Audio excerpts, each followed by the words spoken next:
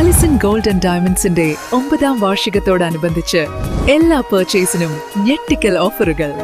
എല്ലാ ആഭരണങ്ങൾക്കും പണിക്കൂലി ഗ്രാമിന് 200 രൂപ മാത്രം. Alison gold and diamonds, A market, Manalimal bus stand, Wandoor. ഏറ്റവും പുതിയ മോഡലിലും ട്രെൻഡിലുമുള്ള ലിനൻ ക്ലോത്തുകളും ധോത്തികളും വണ്ടൂരിന് ആദ്യം പരിചയപ്പെടുത്തി ലെനോറ മലബാറിൽ തന്നെ വിസ്മയമൊരുക്കുന്നു. Stitch your style Lenora linen cotton cloth and stitching, Pandikkad road, Wandoor. സാമ്പത്തിക വർഷം അവസാനിക്കാൻ മാസങ്ങൾ മാത്രം ബാക്കി നിൽക്കെ മലപ്പുറം ജില്ലയിലെ തദ്ദേശ സ്വയംഭരണ സ്ഥാപനങ്ങളുടെ പദ്ധതി നിർവഹണം മന്ദഗതിയിലാണെന്ന് കണക്കുകൾ സൂചിപ്പിക്കുന്നു.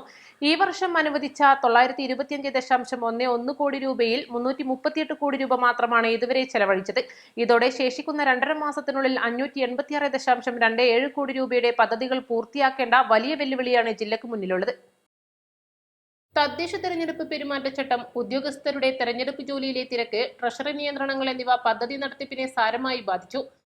ജില്ലയിലെ 122 തദ്ദേശ സ്ഥാപനങ്ങളിൽ 10 മാത്രമാണ് ഇതുവരെ പകുതി തുകയെങ്കിലും ചെലവഴിച്ചത്. ഗ്രാമപഞ്ചായത്തുകളിൽ 58.33% തുക ചെലവഴിച്ച കീഴുപറമ്പ് പഞ്ചായത്താണ് ജില്ലയിൽ ഒന്നാമത്. ബ്ലോക്ക് പഞ്ചായത്തുകളിൽ പൊന്നാനിയും മുനിസിപ്പാലിറ്റികളിൽ വളാഞ്ചേരിയും മുന്നിലുണ്ട്. എന്നാൽ ജില്ലാ പഞ്ചായത്ത് ഉൾപ്പെടെയുള്ള സ്ഥാപനങ്ങൾ ലക്ഷ്യമിട്ടതിന്റെ പകുതി പോലും പൂർത്തിയാക്കിയിട്ടില്ല. പട്ടികജാതി വികസന പദ്ധതികളിൽ 52.96% തുക ചെലവഴിക്കാനായപ്പോൾ ജനറൽ വിഭാഗത്തിൽ ഇത് 41% ഒതുങ്ങുന്നു. നഗരസഭകളാണ് പദ്ധതി വിഹിതം വിനിയോഗിക്കുന്നതിൽ ഏറ്റവും പിന്നിൽ നിൽക്കുന്നത്. വരും ആഴ്ചകളിൽ യുദ്ധകാലാടിസ്ഥാനത്തിൽ പ്രവർത്തികൾ പൂർത്തിയാക്കിയില്ലെങ്കിൽ വലിയൊരു തുക ലാപ്സാക്കാൻ സാധ്യതയുണ്ടെന്ന് വിലയിരുത്തപ്പെടുന്നു. News desk East live.